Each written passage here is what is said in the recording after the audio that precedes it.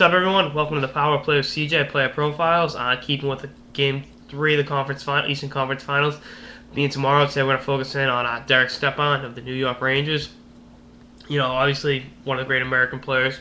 Was a hero in the 2010 World Juniors. We had 14 points in 7 games and lost in the national championship game that year with the Wisconsin Badgers. Kind of a tongue twister there.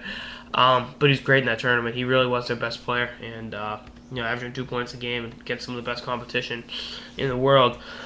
And then, right from the University of Wisconsin to the New York Rangers. Not in the same way Chris Kreider did, but the next season started on opening night, had a hat trick in his NHL debut, which I think only 3 or 4 guys have done, and that was kind of indicative of the year he had. He had 45 points, which was pretty high on the Rangers. He was. Let me check the final stats.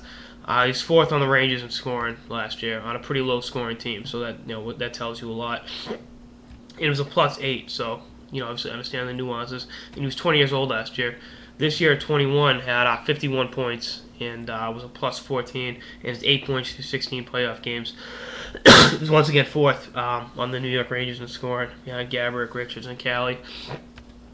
But he's a hell of a player. He's a great playmaker. He can really distribute the puck real well. Look at his assist. His point numbers are high everywhere he goes. He's a natural offensive player, but his assist numbers are always higher than the goals, and that's part of the way he plays the game. Last year he didn't do too much in the playoffs. He kind of first year pro hockey playing the full 82. He's played 82 games both years with the Rangers, which at 21 years old, to play 164 out of 164 games is remarkable. And he's a great player. And like I said, he's even in the playoffs this year, he's 7 assists and 1 goal.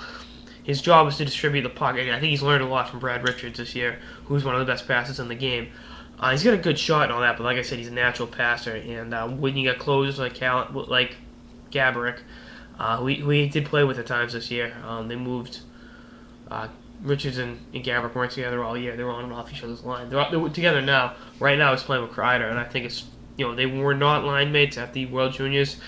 He actually played on, and this was one of the best line names I've ever heard, the original 6 line. He played with Cristo and Domingo.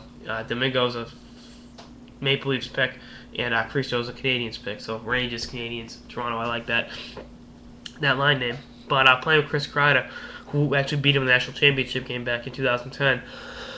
Long term, I think it would be great. Because like I said, Stepan can pass the puck with the best of them, and Kreider's got the wheels to, the acceleration to get away from opposing defensemen, and really put himself in a position to score.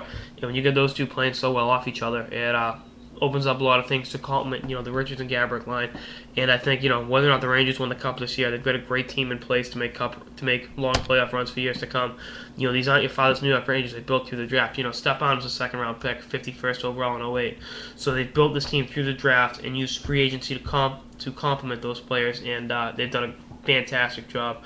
And I look for Stepan to have a even bigger year next year and continue to play a role if the New York Rangers want to win the Stanley Cup this year. If they want to get past New Jersey, they're going to need him to step up, and I think he'll do just that. That's it for this episode of the Power Play with CJ on Derek Stepan of the New York Rangers. Stay tuned for more episodes throughout the playoffs and beyond. Later, guys.